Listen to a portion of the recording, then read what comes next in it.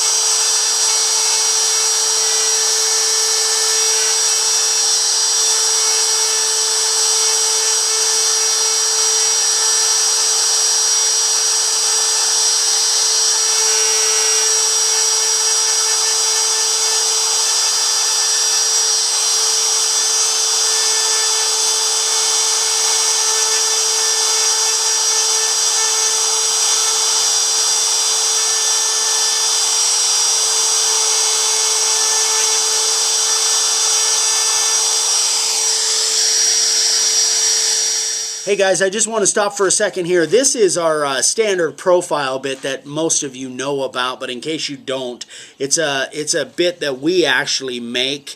So this is our standard profile bit. What I'm carving here on this manager sign on both of them, they're 1-inch outset letters, which is really kind of difficult to do if you don't have a real good bit that comes to a point.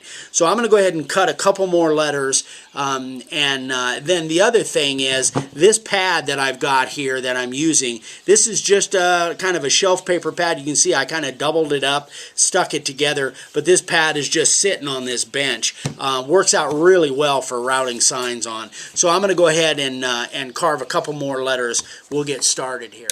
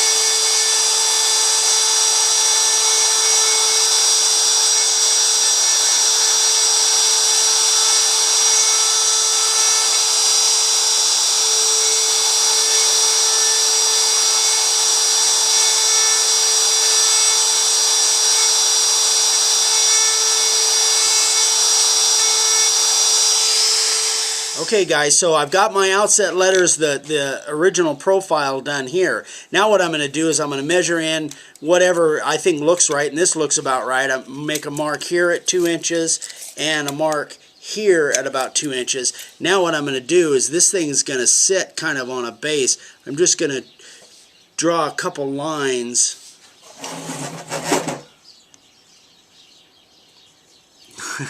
It's going to look a little smoother than that.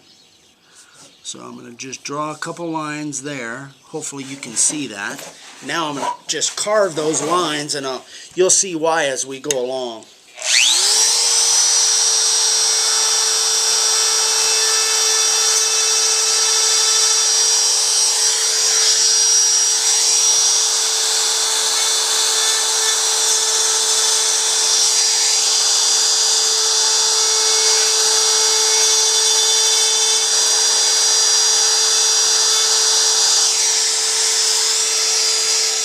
Okay guys, so now I've finished my outset letters and I've carved my little base here basically.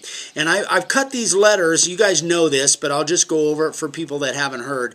I've cut this at somewhere around 1/8 of an inch, but depending on how wide your cutter is, on our profile bit it's somewhere around 1/8 of an inch, so I can get detail of inside of these little spaces. If I was cutting deeper than that, I probably would lose a lot of these little places.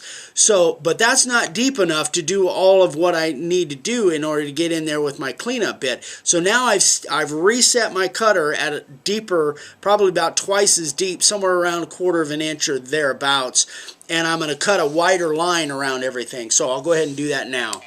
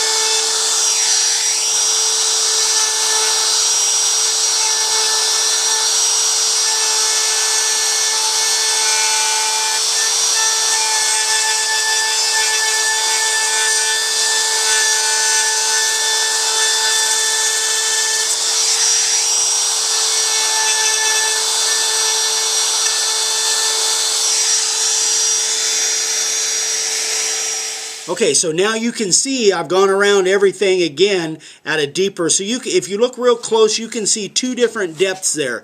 This is the original depth at somewhere around an eighth. That's the second cut at somewhere around a quarter. That will give me enough of a buffer when I go around there with my other router bit. So I'll change router bits and we'll get that done. Okay guys, I'm getting ready to do the cleanup. Now you might recognize this. This is our standard 90-degree V-groove. Works real well for the background or cleanup. That's exactly the same thing. We just use both those terms. So I'm going to go ahead and fire up the router, and I've got just a couple little places on this board that I want to get that cleanup done. So here we go.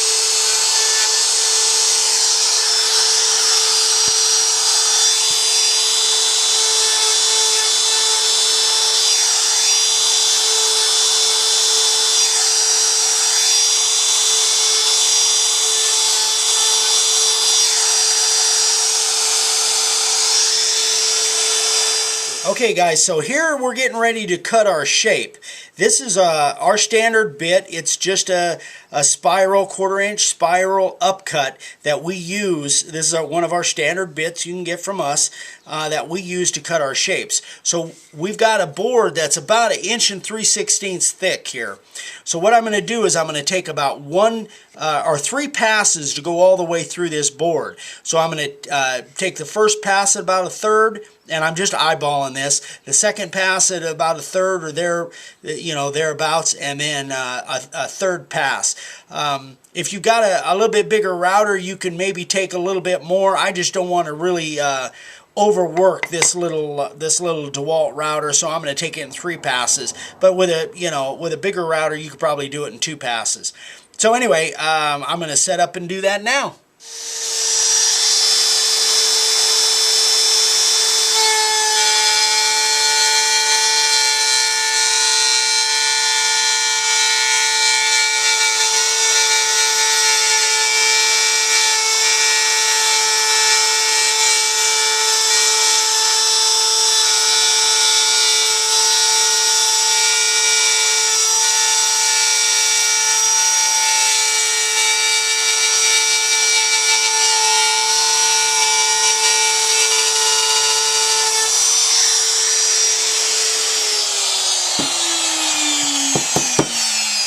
Okay guys, so now you can see I've cut through there. I am somewhere around 1/3, maybe a little bit over that. So now I'm going to go ahead and set up and cut my second pass, take a little bit more of that, and then we'll do the third pass.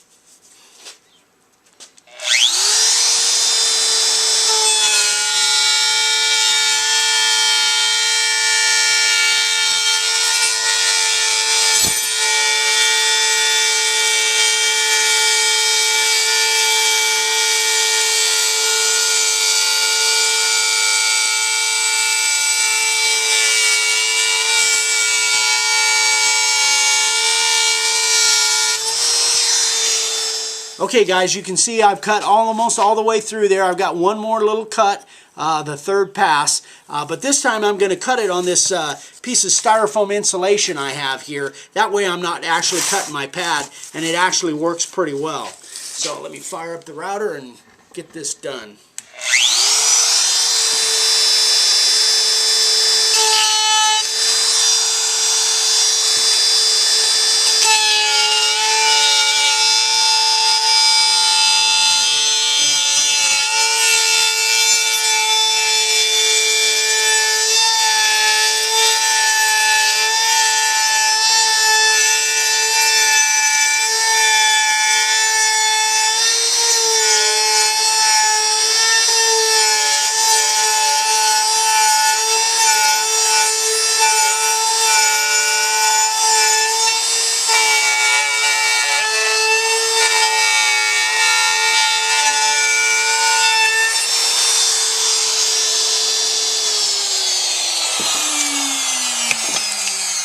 Okay, so we're cut all the way through. Now we just have a little bit of a cleanup to do there. We'll sand that down.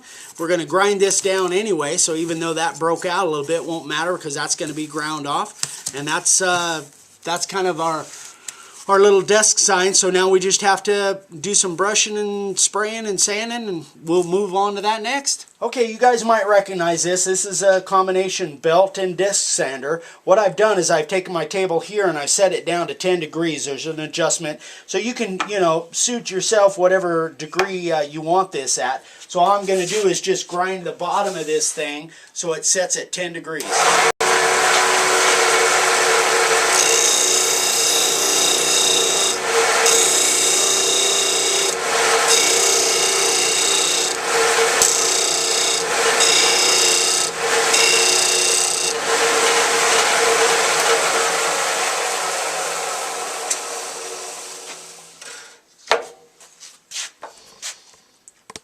So there we go. Now we've got a little a desk sign. It's kind of sitting back at an angle a little bit, and it's plenty thick enough. It's nice. So all we have to do here is just kind of finish it up, dress it down, and get it ready to spray and sand off, and we'll be good. Okay, guys, I'm just gonna spray the back side and the edge of this thing like we do with most of our signs. This is our spray stencil ink. Now I'm going to turn that over, spray the front side. Hope you're getting all this, Dad. Appears to be, son. Okay. And in this nice Arizona sun, it won't take but a couple minutes for this to dry, and then we'll sand it off and we'll see what our finished product looks like. There we go. Okay, this is all dry now, front and back. So now what I'm going to do, I'm going to use this same sander we were at before, but now I'm going to use the big belt. I'm going to sand off the back cross grain, and then I'm going to sand the surface with the grain.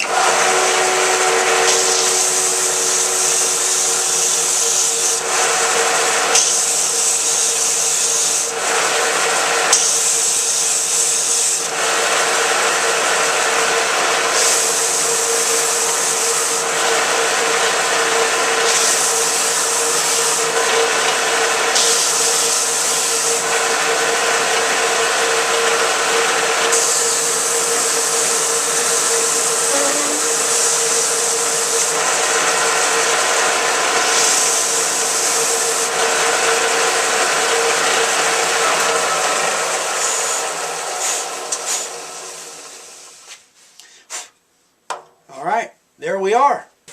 There's our finished product ready to put a finish on. What's the grit on that belt? This is a 120 grit belt. So you notice what I did was I took off almost all the ink, then I cleaned it with a belt cleaner, and you guys have seen these before, I'm sure, whether you use it on a big belt like this or the small hand belt sanders, and that cleaned off the ink so that when I do my real nice finish sand on there, there isn't any ink transfer from the belt to the actual surface. That's the reason that I use the belt cleaner in between, just before I put the nice finished sand on it.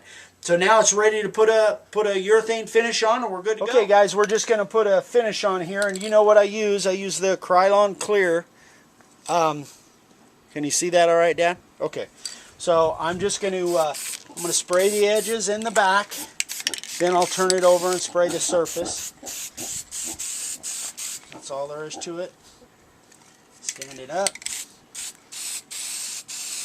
That kind of brings the grain out a little bit.